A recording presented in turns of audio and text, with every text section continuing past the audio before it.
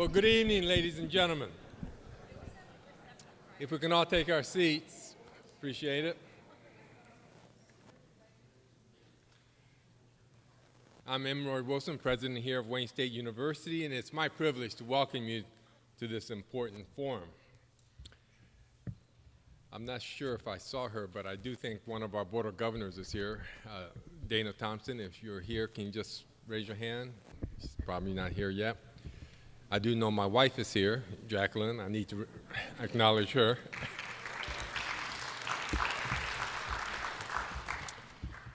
I know everyone here is eagerly anticipating a robust discussion on U.S. foreign policy. And we have a very distinguished panel of experts who have joined us. And I would say that the timing for this conversation just couldn't be better. As a leading authority on U.S. foreign relations, the Council on Foreign Relations is the right organization to help Americans reach a better understanding of international affairs that affect us all. Now, Wayne State is one of only 4 institutions to host these Council on Foreign Relations forums, and we certainly feel very privileged to be able to do so. The University of New Hampshire and the University of Texas at San Antonio hosted forums as well. And in a few weeks, there'll be another forum in Miami at Florida International University. So we might reasonably ask, why Detroit and why Wayne State? And I think the answer to those questions lies in our city's storied history and role in our country. Detroit has long embodied the great American melting pot and has welcomed generations of minorities and immigrants. Situated on an international border and serving as a global hub of manufacturing activity, Detroit is very much in tune with global affairs, making it an excellent location for this forum on U.S. foreign policy. And much like the city we were founded in 152 years ago, Wayne State University has a rich history of welcoming Detroit's diverse population.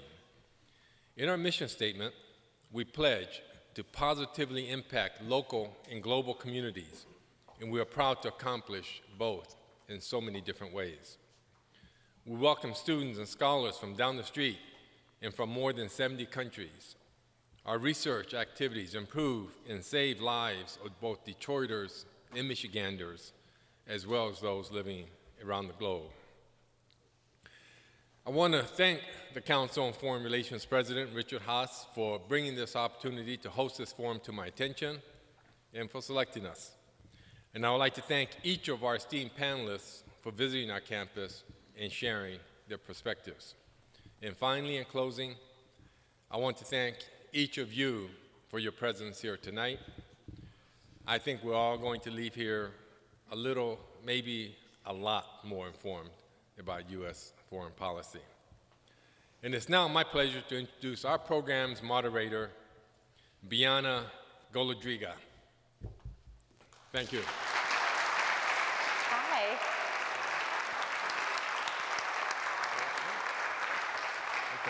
Hi, everyone. It's so great to be back in the city of Detroit. I haven't been here in a couple of years. And I'm so honored and delighted to be with you on this special evening where we can focus more time and attention on foreign policy and talk about some of the issues that are affecting you as students, you as Americans, and the world in particular. First, some housekeeping. I want to thank President Wilson for having us here and for that wonderful introduction. And welcome you all to Election 2020, the U.S. Foreign Policy Forum, sponsored by, of course, the Council on Foreign Relations. Tonight's event is the third of 4, maybe even more, public nonpartisan forums that the Council on Foreign Relations is co-hosting with universities across the country in pivotal states in their time to proceed their primaries as well. We'll be discussing the foreign policy challenges that will face the winner of the 2020 presidential election. A reminder that as an independent membership organization, think tank, and publisher, CFR serves as a nonpartisan source of information and analysis to advance the understanding of global affairs and the foreign policy choices facing the United States and other countries.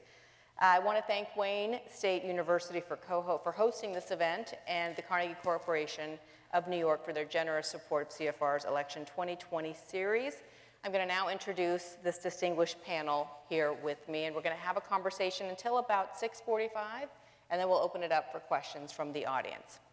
Let me introduce first Richard Haass. He's the president of the Council on Foreign Relations, the former special assistant to President George H.W. Bush, and the author of one of my favorite books, The World in Disarray. He has another book following up on that, The World, A Brief Introduction.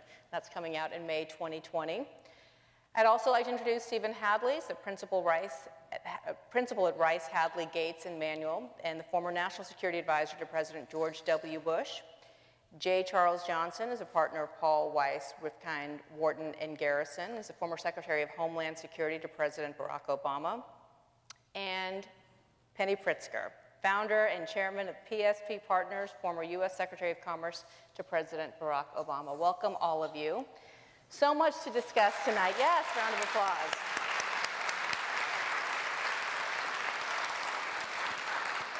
I'm going to start. We could have a cabinet meeting right here. Exactly. Situation room. I'm going to start with you, Jay, and ask about the coronavirus. The World Health Organization says that it's becoming increasingly clear that this will be a pandemic, a global pandemic, within a matter of days. We've seen a number of outbreaks in other countries, in the Middle East, in Italy, cases here in the United States as well of some of those who were on that cruise ship coming back here. And so the question to you, in response to a massive sell-off on Wall Street today, the S&P was down, I believe, 3%, the Dow was down 1,000 points.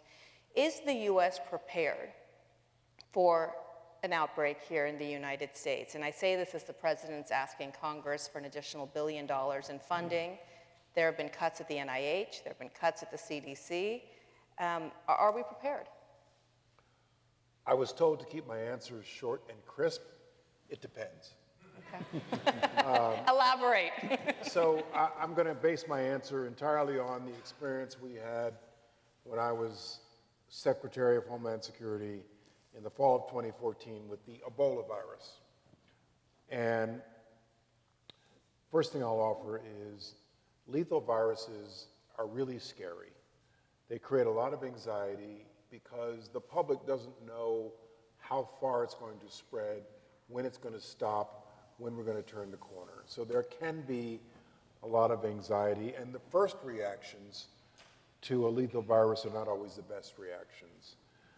If we believe the information from China, at least a week ago, they had sort of turned the corner in that the spread had begun to slow. I don't know whether that's true. I think the answers in the United States are, one, what we did with the Ebola virus, which is not suspend travel from China. You can't suspend travel from the entire nation of China, but to funnel air travel from the affected region into a handful of airports. In our case, 5, and I think I've heard that it's 5 airports now dealing with the coronavirus where there is heightened health screening, and hospitals around the nation simply being vigilant when it comes to detection of the symptoms for the virus. But I'm confident that sooner or later, hopefully sooner, we'll turn the corner. The spread of the virus will slow. I think the Chinese government has been slow to acknowledge the full extent of the problem, which means that the world community doesn't appreciate the full extent of the problem. But hopefully we'll turn the corner soon. And I think the key is for those of us domestically to recognize the symptoms and to not create too much alarm and anxiety, because when you do create a lot of anxiety about a lethal virus, a lot of innocent people do get hurt. Mm-hmm. And I recall during the fall of 2014, anytime somebody on a commercial aircraft bound from the United States, whether it was from Africa or not, got sick on the plane, in the restroom, it became a matter for the personal attention of the Secretary of Homeland Security. And so my daughter got a head cold at her college campus in California, and her roommate put her out, even though she'd never been on the continent of Africa. Right. In the fall of 2014. So we have to be careful not to panic. This will be contained at some point, as long as our health experts in this country and our homeland security experts are vigilant. And the somewhat reassuring thing, at least at this point, is the mortality rate is still relatively low, obviously, compared to Ebola and even SARS. Penny, let me turn to you and take a look back as to what happened in 2016 and what's taking place, I would argue, in 2020 as well. And that's an issue of those who feel left behind and aggrieved in the US economy, looking for a voice that can advocate on their behalf. Some of the issues from 2016, whether it be technology, whether it be automation, there were people in this country who said they did not feel that this country was looking out for them and for their best interests, and they weren't trained for the jobs of the future. In many respects, we seem to be finding ourselves in that place as well now. The economy is doing much better, but as far as how people are feeling secure in their pay income and the job quality, that's to be questioned. This is a big issue for you, and I know that you're focused on state partnerships, public-private partnerships. What are some of the things that you are focusing on that aren't being addressed currently to alleviate some of these concerns? Well, the question's a really important one because I think a lot of the economic anxiety that's being felt in this country, even though... The microphone is not... Can you hear her? Can you hear me? Oh. No? Do you want to borrow Richard's? No. But now can you hear me? Okay, great. Okay, good. Whatever I did. I'm the technologist. Anyway, you know, look, there's real anxiety out there, and that's something that first you have to begin to acknowledge. There's real economic anxiety, even though wages are rising and unemployment is at historic lows. And for me, the issue of making sure that Americans are able to adjust and adapt and thrive in the changing economy that we have, not just domestically, but around the world, is, first of all, I'm passionate about the issue. Richard Haass was good enough to ask me to lead a task force for the Council on Foreign Relations on this topic, where we put together, it's going in and out, where we put together a list or a menu of things to be done for locally, and the solutions are local. And I think the thing we have to remember is, if you're not feeling confident about your economic future and you're experiencing that anxiety, then you don't really have a lot of confidence in terms of the other aspects of your life. And so this is fundamental, and it also goes to fundamental confidence in the role of government. Is government helping me get trained? Is our local businesses helping me be prepared for the opportunities as we're going through this massive technological transformation? I mean, as you can tell, I'm not a technologist, but we're all struggling to learn how to deal in a far more mobile society. And so it's really important that we invest in our community colleges, and we're not putting enough capital into the community colleges. It's important that we create many more internships and apprenticeships so that every person has the opportunity not only to access education through high school and community college, but also has the opportunity to experience work before they're put out into the workforce to try and fend for themselves. It's important that we invest in our digital and physical infrastructure so that we're able to deliver the goods and services that we're creating. It's important that we create, and I'm going to steal your line, Richard. I think it's the best one. We've had a historical structure of you fill up your gas tank once and get your education, and I'm plagiarizing from my good friend over here, and then you go about your career. That's no longer sustainable. You have to be able to have a lifelong learning. So people need access to continuing education, to additional certification. There ought to be tax benefits available to individuals or to companies that are investing in people. We create tax benefits if you invest in a thing. Why shouldn't we do that for investing in people? So there's many, many opportunities, and what we did at the Council on Foreign Relations is put together it's a task force report Really what it is, it's a menu for governors and mayors of things and policies they can implement locally. Because the solutions are not national, or very few are. The solutions exist right here for you and your community. And Richard, this isn't all happening in a vacuum. It's happening as China. We were talking about the coronavirus, but a different discussion we had on China is that it's soon to surpass the US as the world's largest economy. What does America not in the economic driver's seat look like, especially when you're talking to college students? What impact, if any, will that have as they're entering the workforce? Let me challenge the premise of the question for two reasons. We're still 20-odd% of the world economy, and even if China reaches a point where it has a larger economy than us, China has something called the denominator, and the denominator is 4 times ours. So the output per capita in China will still be only a fourth or a third of what it is in the United States. Secondly, the question, we still have the world's greatest universities. We still have, I think, an ability to innovate second to none. So to take a step back, I think we have to do 2 things. One is make sure we can compete with China. And too much of the debate about US-China competition is about things we do to China.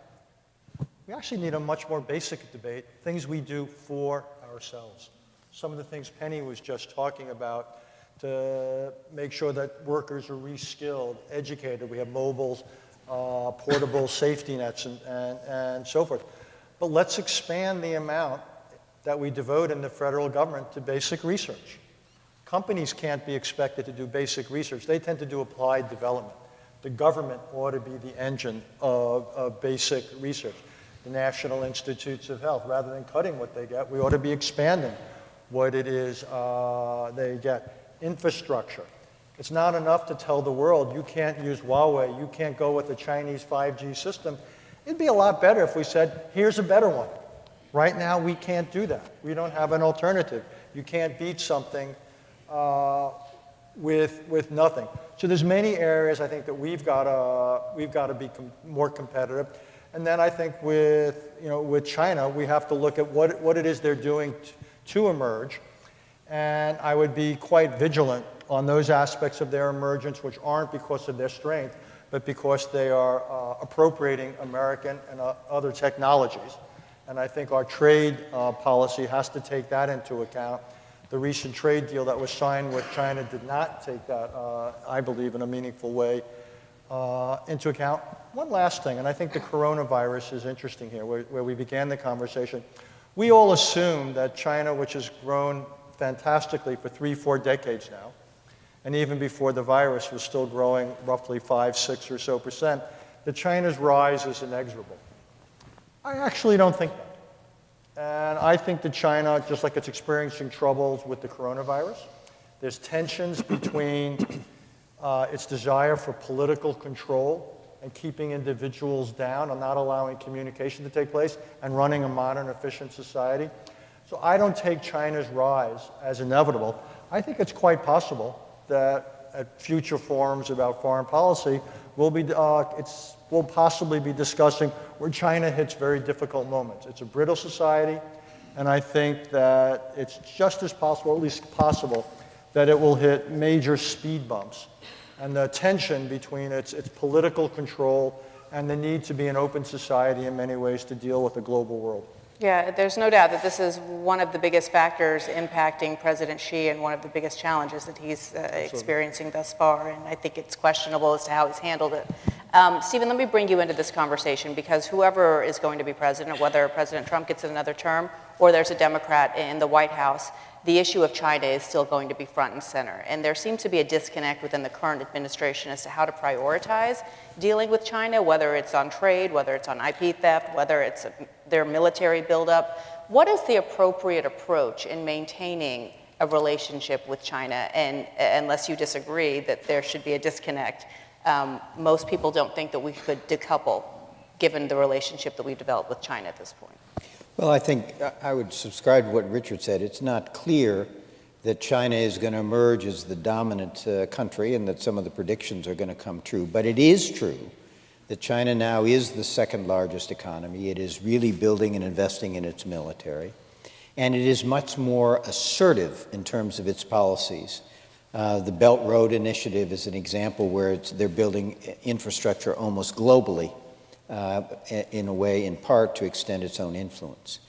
In light of this, I think it's clear we're going to have a more competitive relationship with China.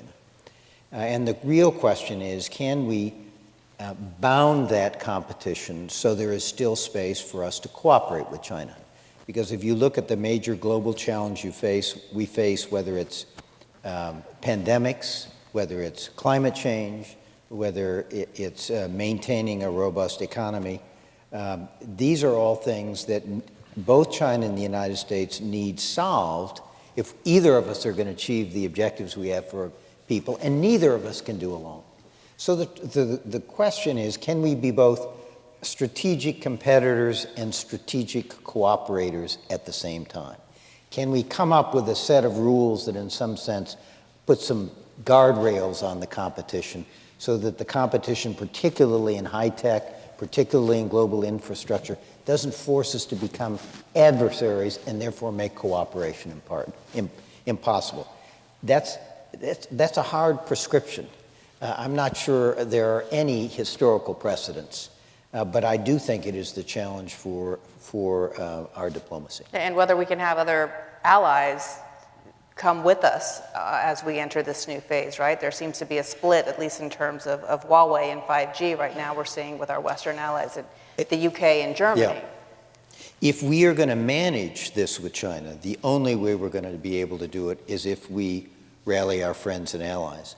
Not in the form of saying, you're either with us or against us, it's China or the United States, because those countries won't choose. But what we have to explain to them is that there are Chinese practices that affect us, but affect them. And it's in their interest to work with us to try to see what we can do to affect China's international behavior and put some guardrails on what they're doing. So from China, let's move to Russia, because I don't know if you've heard, but Russia's back in the news. I don't know if they've ever left the news in terms of U.S. elections, Jay, but let me ask you this question, because over the past few days, we have heard that U.S. intelligence has alerted the House Intelligence Committee and obviously the president that the Russians are at it again, and they are trying to interfere in the 2020 election. It's debatable as to who they prefer and whether or not they also are trying to help Bernie Sanders get the Democratic nomination. But from everything you know and what we've seen over the past few days as to what Russia's up to, are we better prepared for another infiltration? Well, the way I see the Russian threat from our experience in 2016 is you have to divide it into three buckets. Bucket one, which is what I was most concerned about in 2016, is the potential for a cyber attack on our election infrastructure itself. Voting machines, voter registration list. And so in 2016, we encouraged state secretaries of state to seek our assistance to harden their own cybersecurity. And something in excess of, I think, 30 states actually sought out DHS help. And just as I was leaving office, I declared election infrastructure to be critical infrastructure, which prioritizes the assistance DHS gives. And over the last 3 years, it seems as though the states have done a lot of good work. State by state, it differs, to harden their own cybersecurity with DHS's help. Bucket two is attacks on campaigns, the DNC, Hillary Clinton's campaign, John Podesta's emails, to expose them and weaponize them in a way that works to the political advantage or disadvantage of someone else.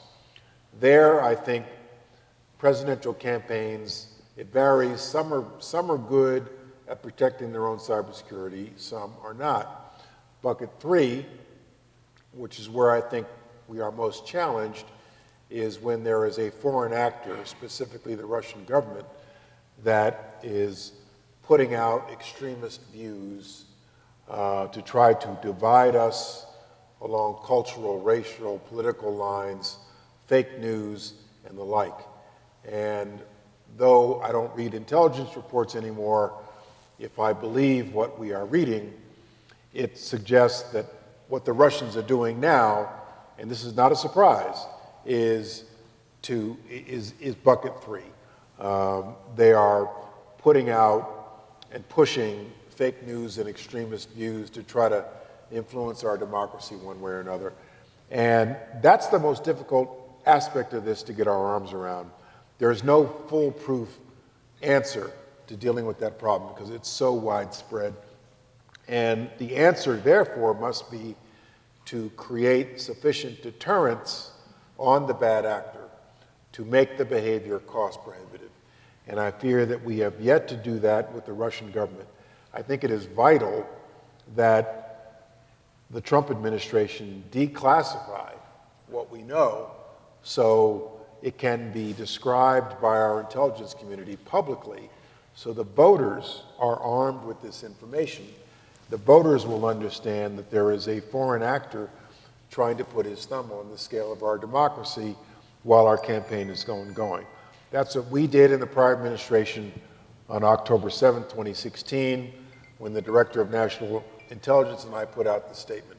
And something else came out about a few hours later, the tape, Yes, the Access Hollywood tape that it did not get the attention that I thought it deserved because the Access Hollywood video came out the same day. It was a busy Friday night. His emails came out the same day. It was a very busy Friday, and our statement was literally below the fold news the next day.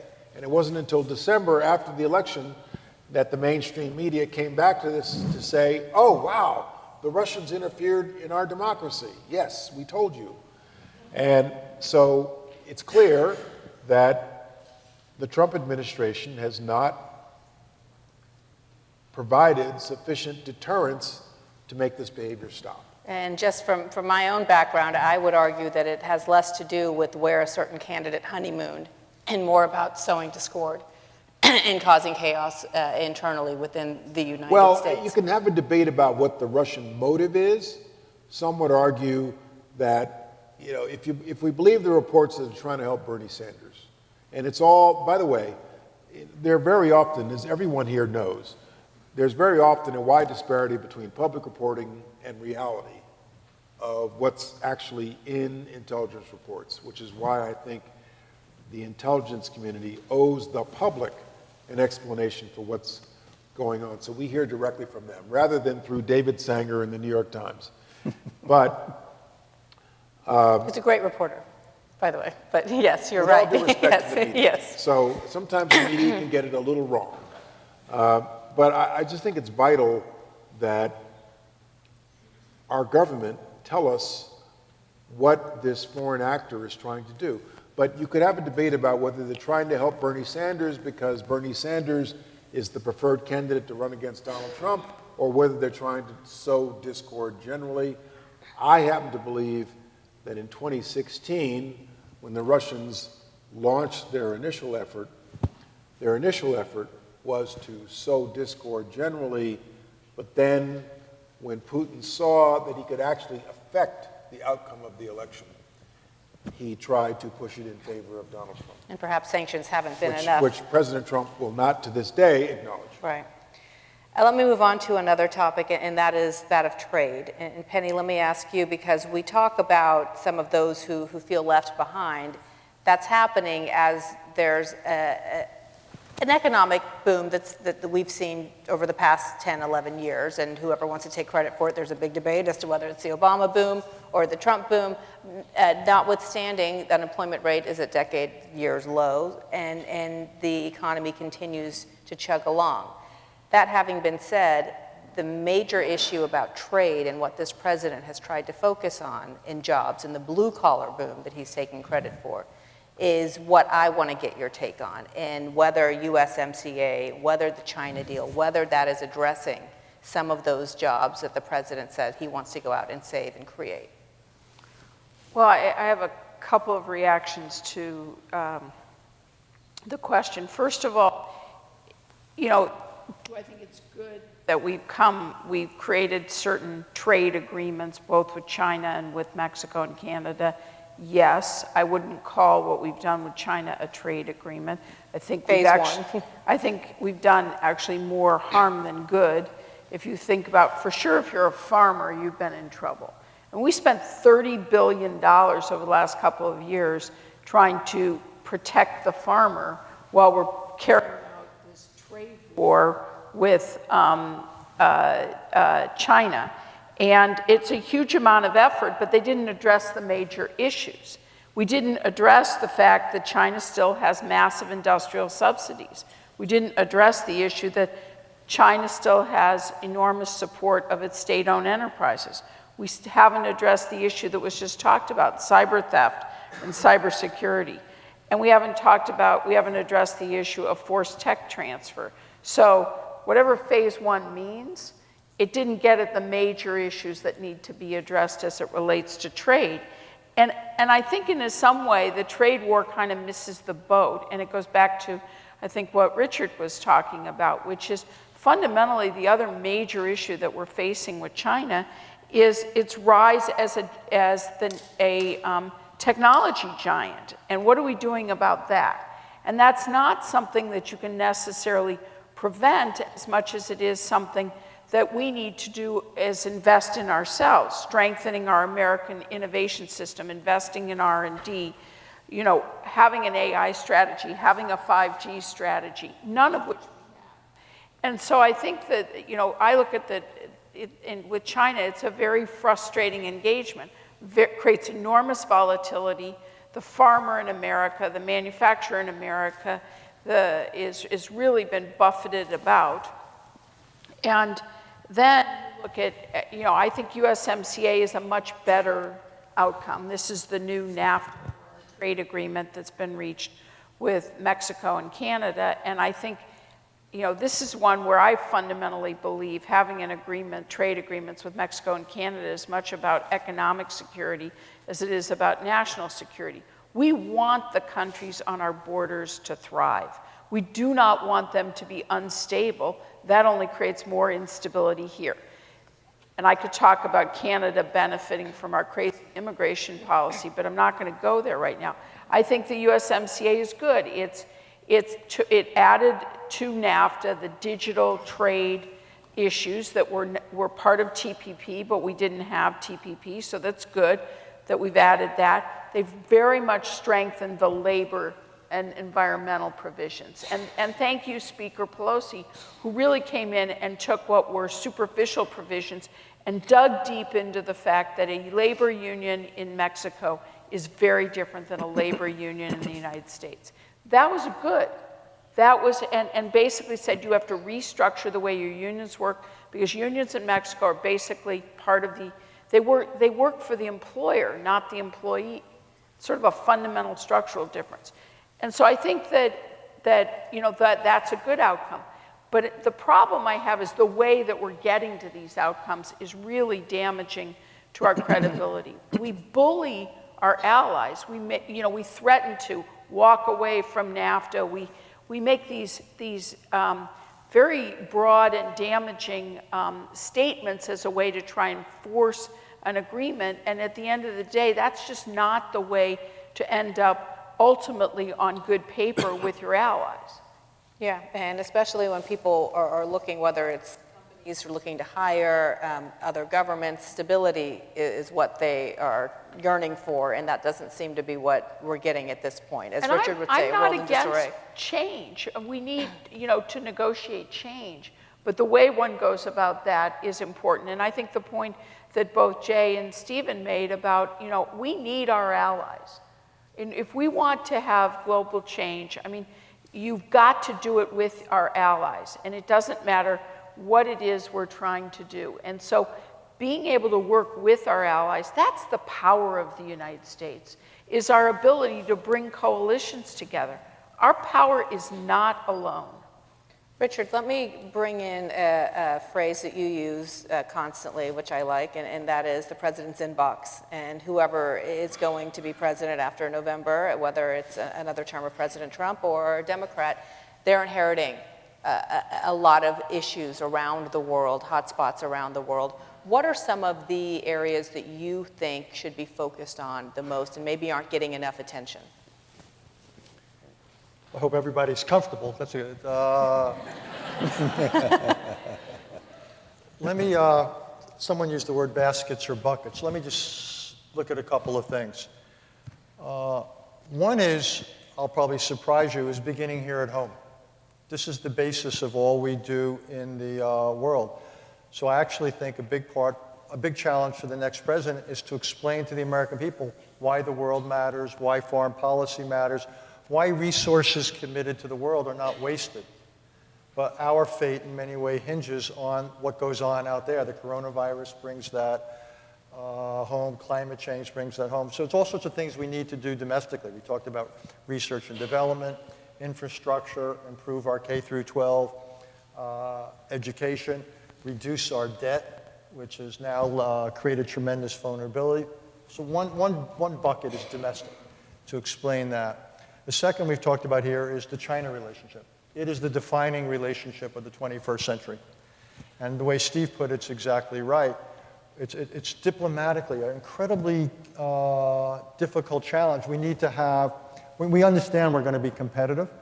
We want to bound the competition, and we don't want the competition to preclude limited areas of cooperation, whether it's on climate, North Korea, or other issues where we actually have a degree of common interest. But managing that diplomatically is no mean feat.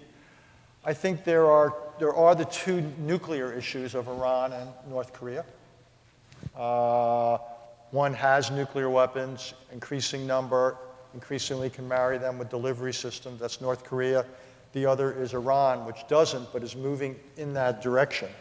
And the question is, how do we limit and reduce the North Korean capability, and how do we prevent an Iranian nuclear capability? And I think that has to be high on any president's list. And I would say in both of them, we need some diplomacy. And it can't be the kind of diplomacy where we say you can't have anything, because that's not real diplomacy, that's diktats. I think what we have to have is, with both of them, we will relieve some of the pressure on you only in exchange for tangible, measurable, verifiable constraints on your programs. So we would bring down the North Korean capability, and again, we would prevent an Iranian capability. And last but far from least, I would say we've got to tackle the global issues. Every era of history has its defining issues. The first half of the 20th century, say it was Germany. Second half of the 20th century, it was the Soviet communist challenge. For this century, it's going to be global issues. How to deal with cyber, how to deal with pandemic disease, how to deal with terrorism, how to deal with proliferation, and how to deal with climate change. And I think this set of issues needs to come to the forefront. Globalization it's a reality. It's not a choice for the next president. It is a reality. And the question is, how are we going to try to take advantage of some of the positive aspects, and how are we going to protect ourselves and limit the obvious negative sides of globalization? Final two questions before I open it up to the audience. And Stephen, we're on the precipice of a potential breakthrough in peace negotiations in Afghanistan with the Taliban. The country's longest war. We've lost some 3,500 American soldiers, countless Afghanis. We've been here before last fall. This deal that they're now negotiating, and I think it may be signed by the end of this week in Doha, seems to be a bit more secure. And it's talking about a reduction in violence in exchange for the Taliban cutting ties with al-Qaeda, U.S. troop withdrawal, bringing it from 12,000 to a little over 8,000. Are you positive, and do you think that, your view about this deal, do you think that it's a promising deal, and do you think that we should be looking at it from a positive perspective? Bottom line, it's a promising deal. It's still less than 50-50, but we don't have great alternatives.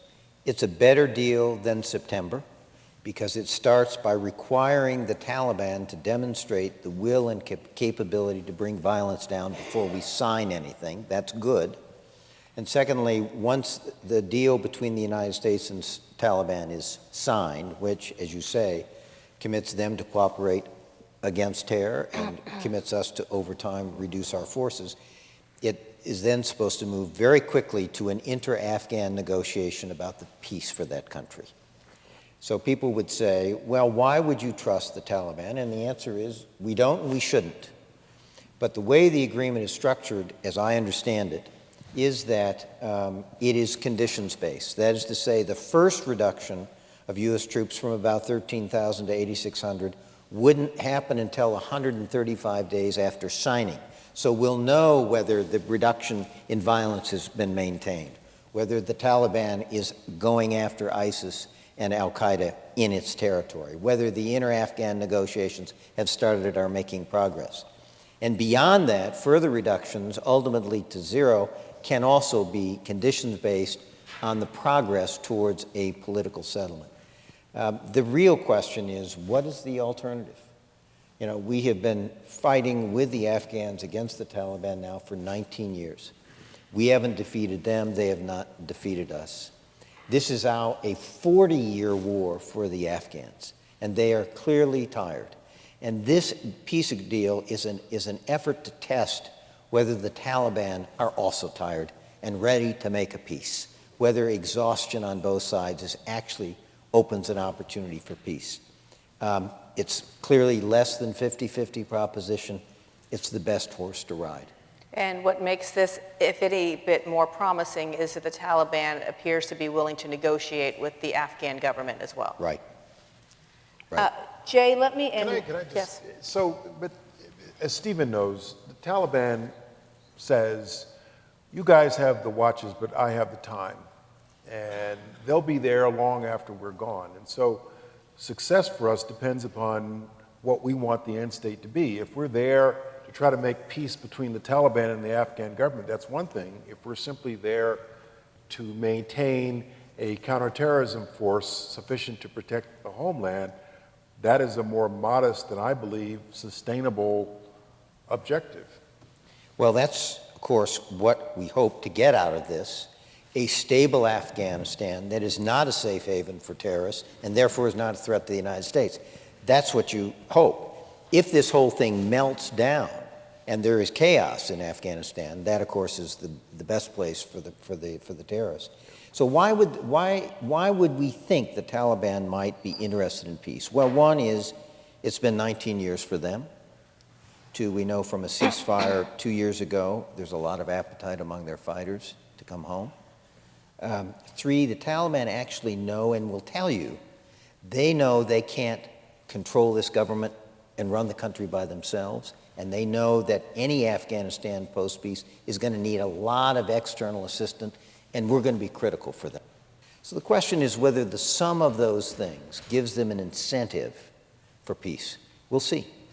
Testing the proposition. It's But the right thing in your to do. opinion, we've got nothing else to lose at this point. It's worth trying. We don't have any good options. You know, Scotty Miller, who's our commander out there, has ratcheted up the pressure on the Taliban like we have not seen in years. It's the right thing to do, puts a lot of pressure on them. We'll see. We're testing the proposition that they might be ready for peace. Steve, can I say one thing? And Steve, I know, I think will agree with this. We have got to be disciplined here.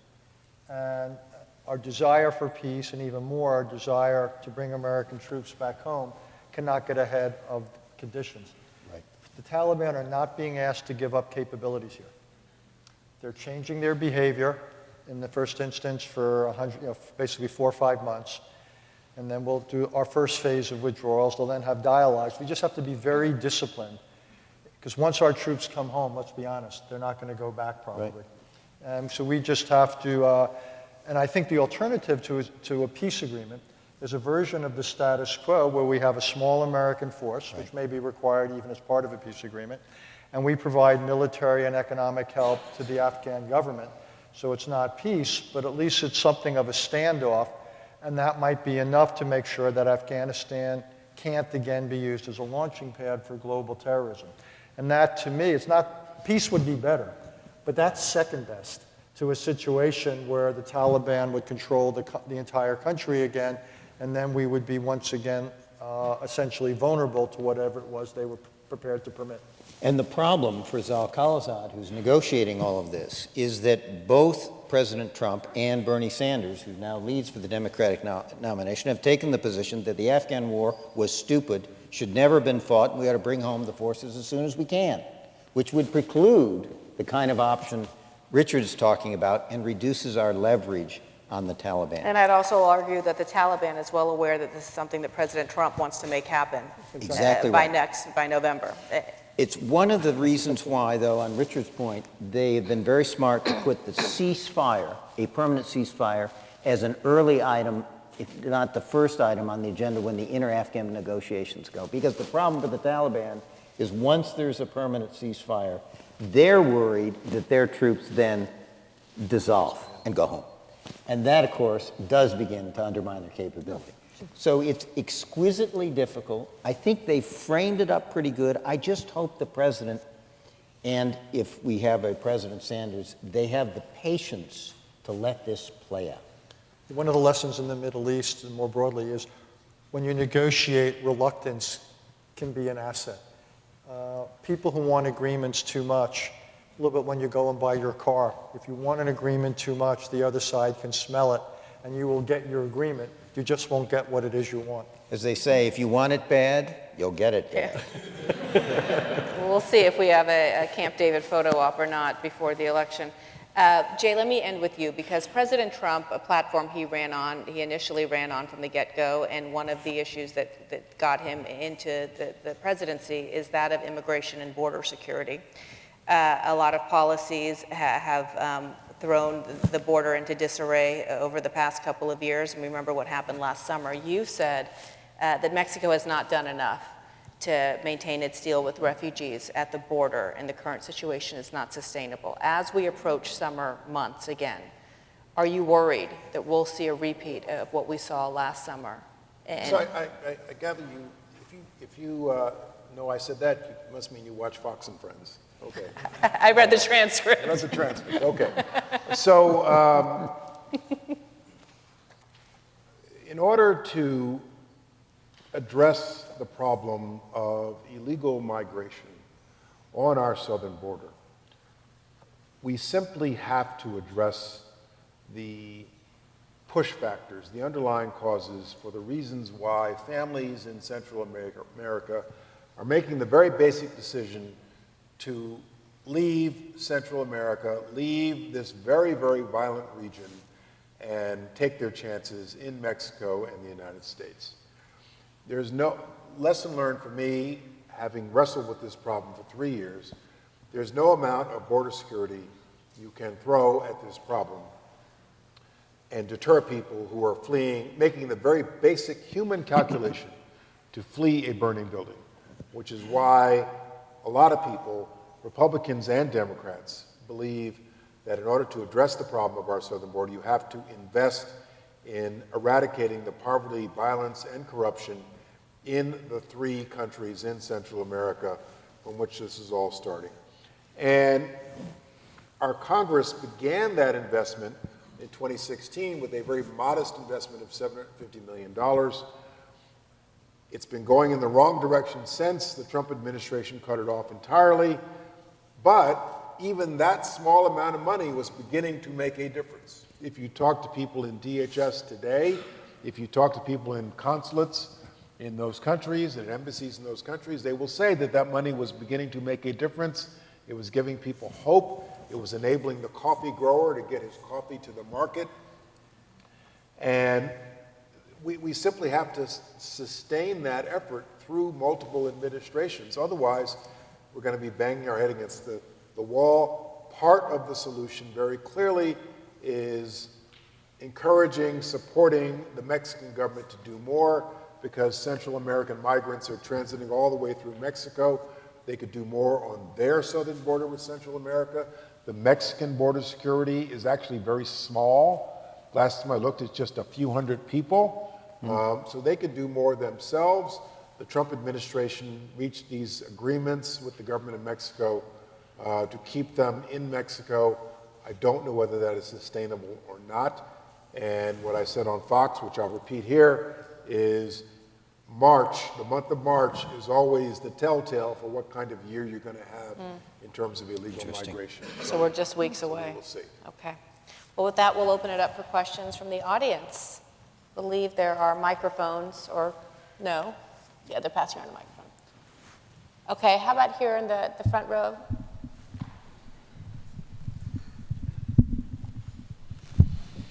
Thank you for your, this on? Yeah. Thank you for your question. With the election coming up, we see a rising tide around the world from the Philippines, India, Turkey, Hungary, Austria, in part Britain, and here in the United States of populism, perhaps as a rejoinder to globalization. And the prospect, as Mr. Hadley indicated, of maybe both major party nominees being populists. If this is a normalization of populism around the world when it comes to the political landscape, what are the consequences of that? If it's a momentary blip, then what are the metrics for its reversal? Thank you. Well, let me start. I think that, you know, you have to start with the economic security and insecurity that people are feeling. And you know, the word populism to me, sorry, is been attached to the phenomenon, except to me, I think what people are crying out for is, how do I get economic security? And it goes back then to fundamentally, what are the metrics? If the metrics are people feeling a sense of, there we go, feeling a sense of confidence that their employment, that their situation will continue to improve, that they can support their families, that they are prepared for the continuing change that's going to go on in terms of technology and the way technology is applied and how it will affect their employment and the prospects for themselves and their families. And one of the big challenges is our education system is not lined up, and our workforce training system is not lined up with jobs of the future. This is where you have an enormous opportunity here and in other institutions that are doing the good work of educating tens of thousands of people, not a couple thousand people, and really working to understand where is employment going, because there are new jobs and new needs occurring all the time. But we're not training people. We use the word training. We're not giving people the skills they need to do those jobs. And so as a result, what's happening? What's happening is, I think another metric is Canada and Canada's population growth. Why is Toronto, rather than Detroit or Chicago, growing at 1% a year? Why is that happening? It's because if you're a foreign person with technological skills, you can get into that country with a visa in 2 weeks. And if I'm Microsoft or Amazon or Facebook or any of the large or even growing smaller technology companies, you're putting your facilities in Toronto. Thank you. Putting your facilities in Toronto or in Calgary, you know, because you want to be proximate to the United States, but I can't get those people in. So those are some of the metrics I would be looking for. I'll just quickly say two other things on populism in the United States. One is, I do think we're still paying a price for what's seen as a foreign policy that the costs far outweighed the benefits, including Iraq and Afghanistan. And I also think, and it's related to what Penny said, opportunity in our society is not nearly as real or as distributed as it needs to be. K through 12 education, you tell me the zip code, and I can tell you a lot about whether the opportunity is real. Things like legacy admissions, inheritance taxes, and so forth. We have got a point now in our society where the playing field isn't level. And if people feel that the game is rigged, they are going to become populist, and they're going to be attracted to populist appeals. And I think we've reached a point in this country right now where a lot of people feel the playing field isn't level. And as a result, they're more susceptible to populism.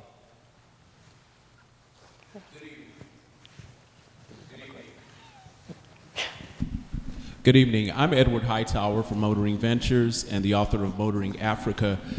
To Secretary Pritzker, now that the African Union is in the process of rolling out the African Continental Free Trade Area Agreement that will enable trade between the 55 member states of the African Union and a potentially $3 trillion trading bloc, what should the United States do with AGOA in 2025 as that expires?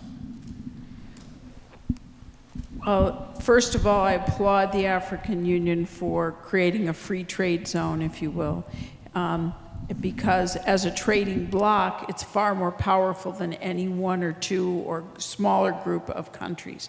What the United States ought to do is be looking for much greater ways to increase trade rather than aid to Africa. And that we ought to be looking at using AGOA to make, AGOA is an agreement that where the tariffs and trade barriers are addressed as it relates to trade with Africa. And we ought to make that much more liberal so that we're doing more, we have a much deeper commercial relationship with Africa.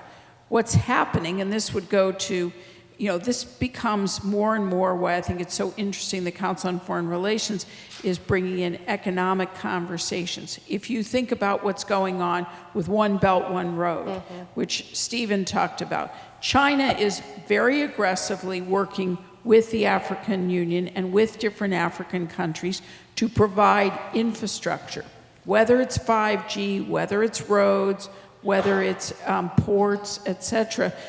And they're basically creating a relationship. Now, you could say, well, some will say, well, that's not so great. The countries will default and they'll repossess these assets, etc. But they're creating a positive influence in an effort with relationships throughout Africa. The United States needs to counterbalance that with its own economic strategy, and AGOA ought to be at the center of it. You want to come over on this side? Good evening. Thank you for traveling to Detroit for this opportunity. My name's TJ, and I spent the better part of a decade working with asylum seekers here in Detroit. And so that being said, I just have a very broad question, but something I've not heard tonight in this conversation is anything about human rights. I know it's related to a lot of the work and the issues that have been discussed, but it's a very broad question. I'd like to ask each of you, if you will, how do you see human rights and the importance of human rights, the lack of the recognition of human rights, and our domestic and foreign policy impacting not only where we are today, but where you can see us going as a country in the future to arguably resume our role as a global leader? Who wants to pick that up?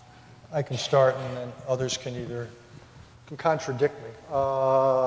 Look, I think implicit in your question is that human rights have value, and they ought to be part of American foreign policy, and I think we'd all agree with that.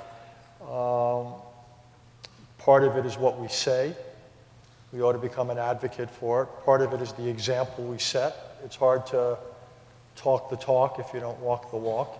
Here at home, at times we can help promote respect for human rights. In extreme circumstances, we may have to think about working with others to keep, to fight genocides and things like that. I think the challenge for foreign policy is how do you balance human rights concerns against other concerns? You have economic concerns, you have strategic concerns. You also, in some cases, have limited influence. You may, for example, decry the state of human rights in China right now, for good reason. If there was a barometer of human rights, they've gotten much worse in China over the last couple of years. They've gotten worse in Russia. They've gotten worse in Turkey. One can go around the world. The question in many instances are, if we push for human rights, what likely impact are we to have? How much influence, how much leverage do we have? And second of all, what other interests are at play? And if we push for human rights, how might those other interests be affected? And so it seems to me the principle is human rights ought to be part and parcel of American foreign policy, but how we promote them in individual circumstances, I think that has to be tailored for the realities of the full range of American interests and the nature of the relationship that we're up against. Stephen, can I ask you a question related to the broader topic, and that is, as a former national security advisor, how would you have advised President Trump, President Bush traveling to India, where the president currently is, on the issue of Kashmir, on the issue of the immigration laws? Would you advise the president to address this nationally, or is this a discussion that should be happening in private? Supported them going. India is a friend, hopefully an ally. And generally, you know, with allies, you praise in public and criticize in private. And it would be in private that you would raise these issues. Now, that doesn't mean you always do it in private, and there are times when you're going to add a public element to it. But in terms of this trip, it seems to me that would have been my advice. Okay. Let's stay over here for one more question. Thank you for this very interesting discussion. I wanted to ask a question about the Iran deal. I don't know whether it is still in existence or not, but if there were a president after 2020 who was inclined to try to resurrect the Iran deal, I wonder if members of the panel could tell us whether you think that's possible, given the degree of acrimony that now exists between the two countries. Let me just brag for the CFR for a second. We asked all the candidates exactly that question. And if you go to our website, cfr.org, you will see the answers. I would say most of the Democratic candidates would say that they favored re-entering the 2015 nuclear deal with Iran.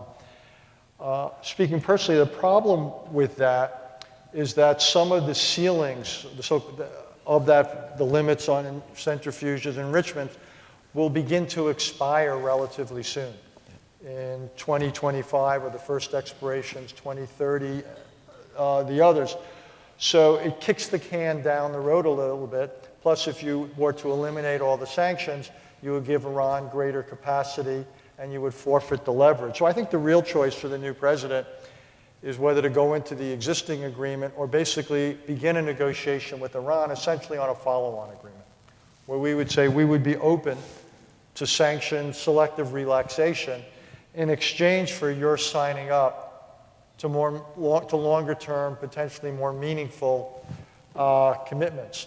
And I actually think there's a chance that such a negotiation could succeed, but that will be one of the issues for the next president. Indeed, it could be an issue for this president. Already in the Israeli press, in Haaretz, one of the leading Israeli newspapers, there have been reports that Iran will have assembled and produced many of the prerequisites for a nuclear weapon by the end of this calendar year, by the end of 2020. Because what they are beginning to do is begin to gradually break out of the constraints of the 2015 agreement. And even if that's wrong by 6 months or whatever, the point is that this issue has its own dynamics. And if the alternatives to diplomacy are either potentially use of military force or almost a North Korean answer, allowing Iran to reach certain capabilities. And I do not find either one of those options wildly attractive, to say the least. So almost coming back to something Steve said before, I think there's a powerful argument for testing diplomacy here to see if it might work, because the alternatives, to me, are truly unattractive. And there's no doubt that Iran has been squeezed by sanctions and hurt economically. And the question is, they've even acknowledged that they'd be willing to come to some sort of negotiating table if it was palatable enough for them. And that's why I don't understand why people would forfeit, whether you agree with the administration's policy or not. We are where we are. The sanctions have had tremendous impact.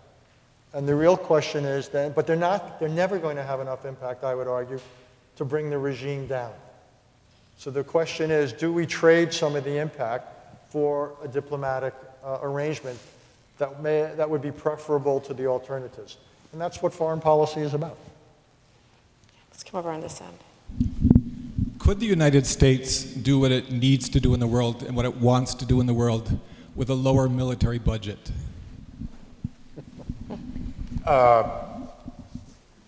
Yes, in any $700 billion defense budget, there has to be some inefficiencies built into it, both in terms of the bureaucracy. Before I was Secretary of Homeland Security, I was General Counsel of the Department of Defense. So you know all the dark secrets when you're the lawyer. And in terms of our procurement, in terms of our weapon systems, in terms of our bureaucracy, there are always greater efficiencies that can be achieved. One of the problems we face, and the people up here know this, for every dollar that is committed to the Department of Defense, there is a member of Congress who views that dollar as his constituent. Every dollar has a constituency in Congress. So for a lot of years, for example, 20 years ago when I was General Counsel of the Air Force, every year the Chief of Staff of the Air Force would say, we only need, I don't know what the number was, 50 B-52s. And every year Congress would say, no you don't, you need 60 B-52s. You don't need just 50. Because the congressional interest in the places where B-52s are based would insist that we'd have to have more. And it became a game after a while where we'd budget for 50, they'd give us 60, and then we'd try to decommission the extra 10, and the Congress would say, no, you can't. And so the answer to your question is yes, without a doubt. So I'd give a little different answer. I would accept everything that Jay said, including the fact that there's a lot of inefficiency and fat in it. But you have to recognize that it's a requirements-driven process. And we have not yet solved all the problems we have in the Middle East in terms of the threats of terrorism. And the Russians and the Chinese have been investing in state-of-the-art capabilities. And people would have said to me that in some sense it's not that China is a near-peer competitor of us, we're a near-peer competitor of China in some areas. So the dilemma is, if you're the United States, you know, the requirements are great. And I guess the thing I would caution is, there's, I think, a lot of people that think, well, if we only cut the defense budget, we'd have the money to do all the things Richard and Penny talked about. And it's not the case. And if you look at the budget, it is really entitlement programs that are really killing us. Social Security, Medicare, Medicaid, and the like. And they are putting enormous pressure on domestic discretionary spending, which is where we have to be making the investments if we're going to put ourselves in a position to compete internationally, whether it's against China, Russia, or anybody else. So there's no easy fix here. And the old thing of cutting the defense budget and all will be fine, that's just not, that's not how it's going to work.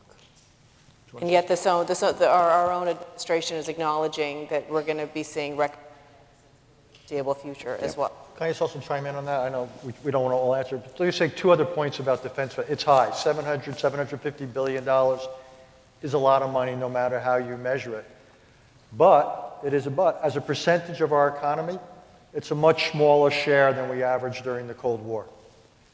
So the answer is we can afford this. It's roughly half, 60% of what we averaged during the Cold War. So we can do this in the world and still do what we need to do at home. Two, there's a lot of things we have to do in the world, as Steve said. Over the last 20, 30 years, we've been doing a lot of these counterterrorism type things about the Middle East. But now we have to also prepare for bigger things in Europe with Russia, in Asia with China. So a lot of different geographies, a lot of different contingencies. So you need different kinds of forces that can reach different places. Lastly, I think it's important to move away from the idea that if we only spent more on domestic challenges, we would have better results. Take healthcare. We spend what, 18 or 19% of our GDP on healthcare. That is twice the average of the other wealthy countries in the world. Twice. Now, tell me if I'm wrong, but Americans do not live twice as long. We are not twice as healthy. If anything, we actually don't live as long. We probably have 3 or 4 years less of an average lifespan as the average Japanese person or the Northern Europeans. So how you spend the money, and that gets to Jay's point, on defense is often more important than how much you spend. Yeah. And how you spend the money domestically matters more than the actual level of the money. But the idea that if we only did less out there, we would be much better positioned here at home. If things go to hell in a handbasket out there, we will not be able to insulate ourselves from that. That's the lesson of coronaviruses. That's the lesson of 9/11. And again, we shouldn't think anymore that spending more on defense necessarily gives you better defense. Spending more on things at home doesn't necessarily give you better things here at home. So we'll do another question here, and then we'll just do 2 and 2. Good evening. We're here talking about U.S. foreign policy and what are we going to do about some of the things we do. And I know you've talked about some of the problems that we have in this world that we have to deal with. But something you haven't talked about is, what about the military? What about these ongoing multiple deployments that put pressure on us as we continue to deploy after deploy after deploy, and then we find out we have this problem where this constant suicide of our military personnel. Now, we're going to have to deal with that subject when you start talking about foreign policy and issues with China, maybe an issue with Taiwan or something. So what are your thoughts on that? Because that is something that is huge, that not just affects the military, but it also affects us at home, especially those of us that are veterans and those of us that employ veterans. So I'd like to know your thoughts on that. I'll say a word and then Jay should, because he was closer to it. It is absolutely clear that we have put enormous demands on our military over the last 15, 20 years, and particularly on those special forces and some of those who have had multiple deployments. And they need to be attended to. And we have an enormous debt to these people for doing what we ask them to do in order to protect the country. That said, there is this notion out there that we're involved in these endless wars, and in one sense I can understand that, but remember, these are not the same wars that we were fighting 10 years ago. We have 5,000 troops in Iraq. We were able to help the Iraqis over a 2-year period kick ISIS out of Iraq. Most of that fighting was done by Iraqis, not by our people. We have about 13,000 in Afghanistan. Again, a lot of it is training in counterterrorism. We lost about 24 deaths, combat deaths in Afghanistan in 2019. That's 24 too many, no question.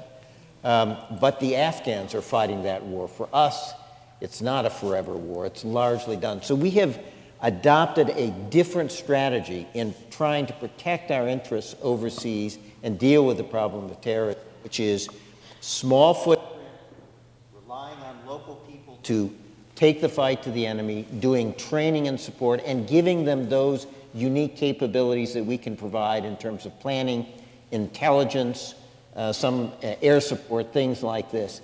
It's a better formula. And I don't think you're going to see anytime soon the kind of operation we mounted in Iraq, for example. We've got a much better way of dealing with it. Jay? I agree with everything Steve said. I think that the future will be small-scale deployments in places where it makes sense for our own national security to have small-scale deployments of special forces or otherwise. Look, the reality is that 1% of Americans protect all the rest of us by putting on the uniform of this country, and we owe them a tremendous amount.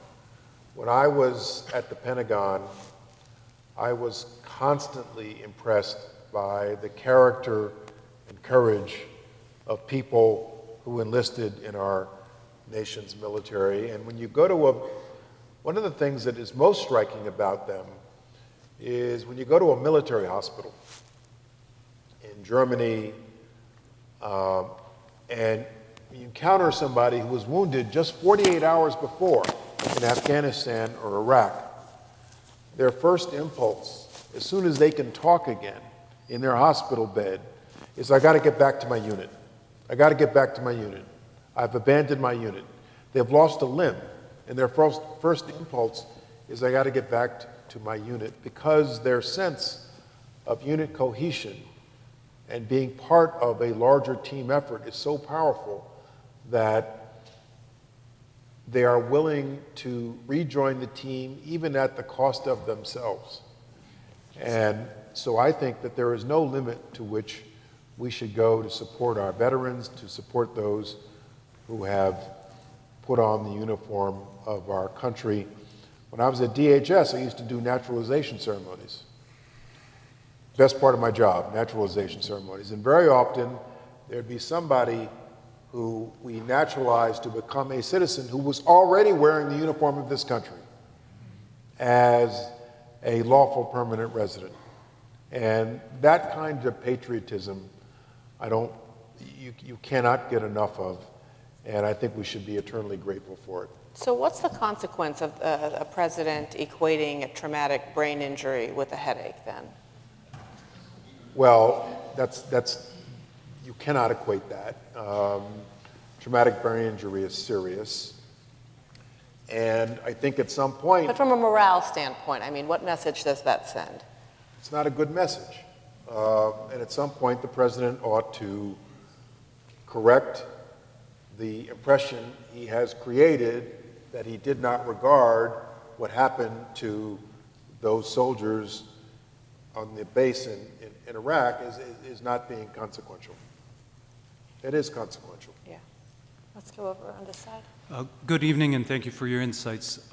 We've heard about the ascendancy of China, some of the nuclear threats, Afghanistan, and yet Russia was only talked about in the context of election interference. And I guess conventional wisdom is that it's a declining power, and yet it seems to be becoming more dangerous. It continues its war with Ukraine. It weakens the European Union. It is testing new weapons, rebuilding its military. To what extent should the next president be concerned, and then in what way would the United States need to engage with Russia? We know that the reset button didn't work, and perhaps there needs to be a better approach than there is now. Has the stick not been hard enough, Richard? Has what? Has the stick not been hard enough? Repercussions? Well, this administration Russia's facing? has done two things towards Russia, which I think are to be applauded. One is we gave lethal defense articles to Ukraine. I think that was a step in the right direction, and I think some of the sanctions that have been imposed on Russia have been quite properly robust, given that what Russia has done. I think going back to your question, I think it's possible that Russia is in long-term secular decline and is still very dangerous. Those to me are not mutually inconsistent possibilities. Russia has the ability and the will to use military force. We've seen it in Ukraine, we've seen it in Georgia, we've seen it in Syria. Its respect for international law, shall we say, is modest, does not begin to capture it, what they are prepared to do. At the same time, this is a country without a modern economy. The scale of the economy is modest. It's heavily reliant on oil and gas. This is characteristics of a developing country, not of a modern advanced country. The population is, what, 145 million max? Large parts of the territory are underpopulated. I do think, though, it's increasingly of concern, so I would revive the arms control dimension of our talks. One of the big issues for the next president, Steve's the real expert on this, I'll just allude to it, but the principal nuclear arms control agreement is up against its limit. I do not understand why we would want to have a new round of nuclear competition, given the costs and the risks inherent in it. The other thing, and it goes back to something that was said here, I think, by everybody, whether it's dealing with China or Russia, our biggest strategic advantage is called alliances. So whether dealing with Asia, to me that was one of the principal arguments for the Trans-Pacific Partnership, principal argument for strong U.S., Japan, U.S., Korea relationship. Well, with Russia, it's NATO.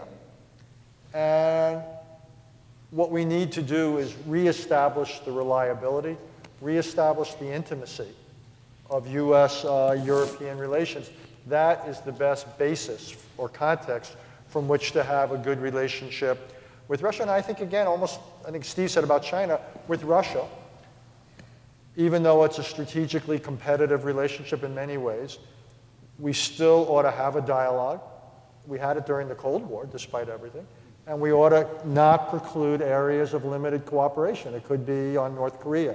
It could be on Iran. It could be on Afghanistan.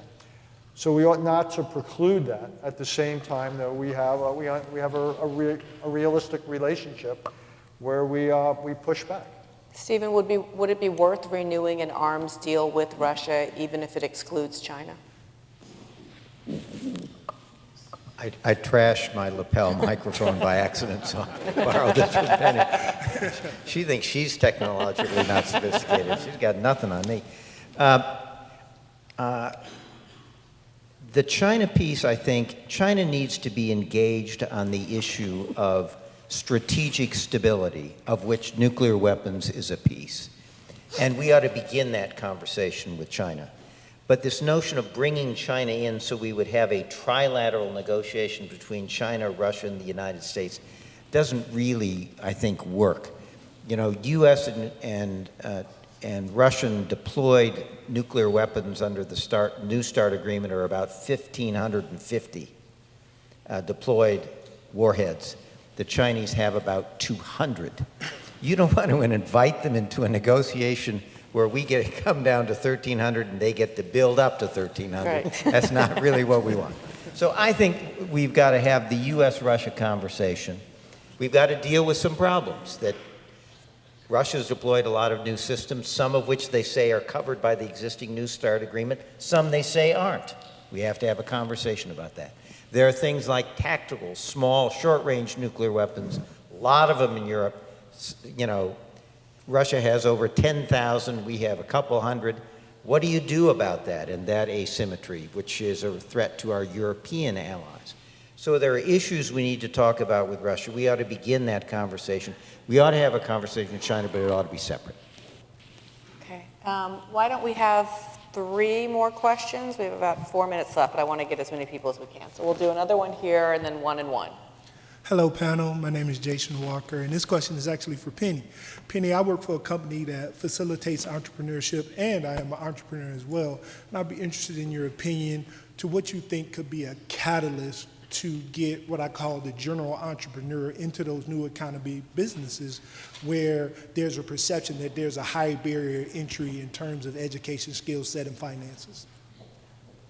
Well, I think, you know, first of all, I applaud you being an entrepreneur. Entrepreneurship is what this country's been built on, and it's something that we desperately need. I think one of the great things that's going on is technology is making entrepreneurship easier. What cities need to do and states need to do is make it easier for an entrepreneur to get licensed or the required approvals. And those things need to be online. They need to be transparent. And I will just tell you one quick story.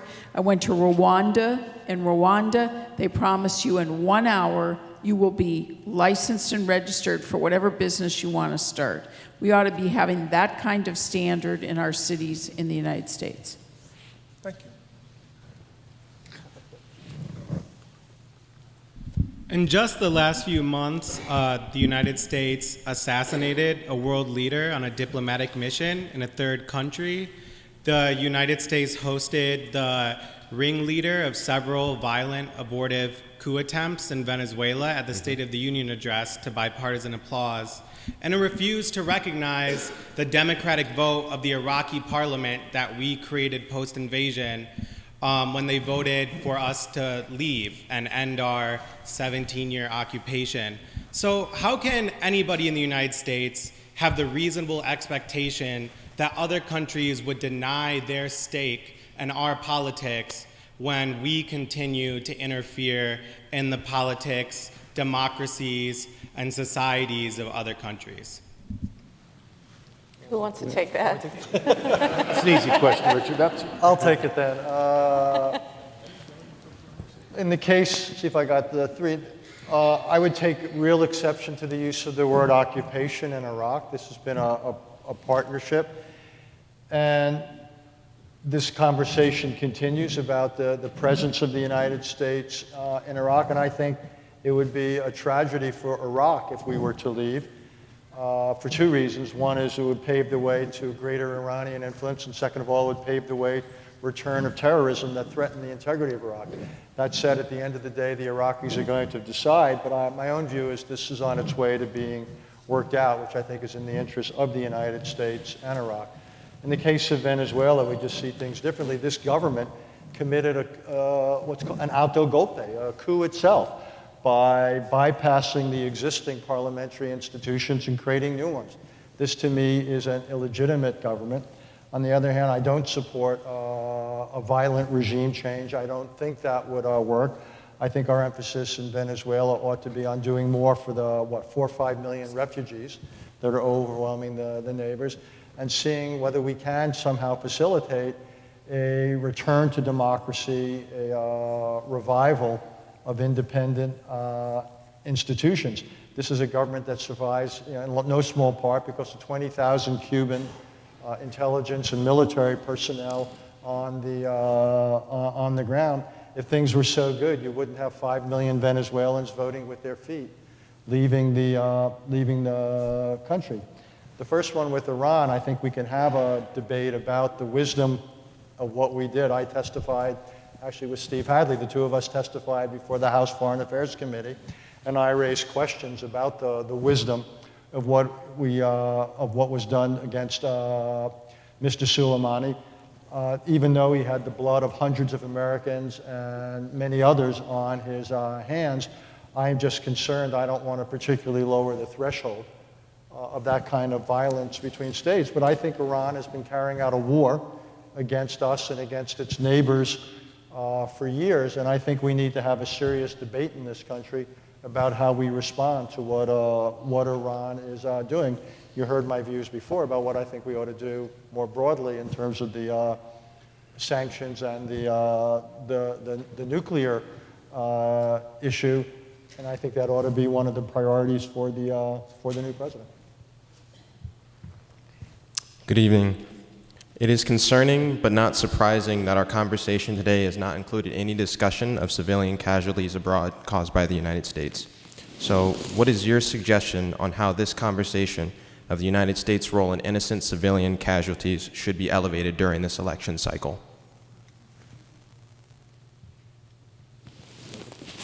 About civilian, U.S. causing civilian casualties. Casualties were. I assume when we're using Military force? The U.S. military goes out of its way to try to minimize, avoid civilian casualties. We've developed exquisitely precise weapons to try to do that. We've developed intelligence to try to do that, but we do not always succeed. There's no doubt about it. And when we fail, it is very important for us to take responsibility for it and to compensate and do whatever we can to make it right. It is also the case that there's always a lot of publicity about civilian casualties that result from American operations, and not nearly the same kind of focus and outrage about civilian casualties that are inflicted by others. You look at what the Russians have done in Syria, for example, it's terrible. If you look at what Taliban has done in Afghanistan, for example. But that's the way it is. We're the United States. We're held to a higher standard. We hold ourselves to a higher standard. We're right to do so. We need to go out of our way to minimize casualties. When they happen, we have civilian casualties. When they happen, we have to step up, take responsibility, compensate, and investigate our processes, reform the processes in order to make them better, and where people screw up, hold them accountable. That's what we try to do when we're at our best. The reality is that the United States, because of the precision of our weaponry, is in a position to insist upon close to zero tolerance for collateral casualties. This is a cold way of looking at it, but for example, if you look at the images of the Soleimani strike, the vehicle is demolished, but the cement wall just a few feet away is still intact because of the precision of our targeted lethal force and how it has evolved.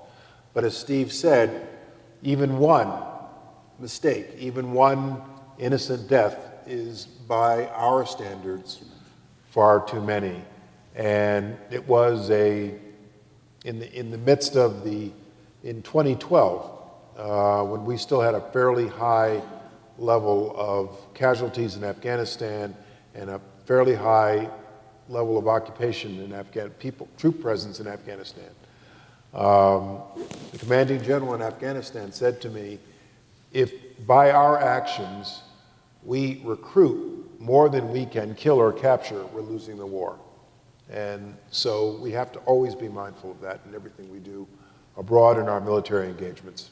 And I would just argue that the media also plays a role in covering all of this and focusing on it where it needs to be. And sometimes we do better jobs than others. Do you want to do one more? So, yeah, how over here? Yeah, we need a little bit of diversity here. Hi. In May 2017, Donald Trump is accused of disclosing confidential Israeli intelligence regarding ISIS to the Russian Foreign Minister Sergei Lavrov, as well as various other Russian officials in the Oval Office. In terms of long-term cooperation in intelligence agencies, understanding and being able to access said probably very dangerous and very likely to get people killed information, and then being able to just disclose it, how can the international community rely on the United States long-term to keep their secrets and their intelligence safe when the president can just kind of declassify it at any moment and face no repercussions for doing so? I can tell you that from firsthand experience that one of the vital ways in which we protect the American homeland is through intelligence sharing with other governments. And very often, even when the leaders of those governments are engaged in high-profile disagreements with our government, the intelligence communities are cooperating 24/7. And there have been a number of bad things that could have happened in this country, on this homeland, that were prevented because of our intelligence sharing agreements and our level of cooperation with other intelligence agencies. So in my view, that is vital. And if we start compromising each other, we're compromising our own safety. Okay, well, I think we'll leave it there. And by the way, could I just add one more sentence to that? I hope everybody here appreciates that up here on this stage are 2 Republicans and 2 Democrats. And didn't hear anybody make a personal insult toward anybody else. Nobody commented on anybody else's height or how many stents somebody has. We are in this democracy able to disagree without being disagreeable, which is why I personally have a lot of hope for the future of our democracy. And as an immigrant, I second that.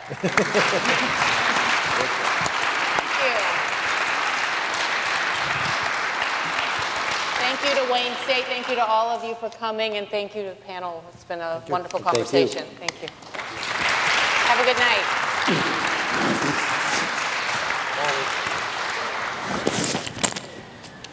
I love these.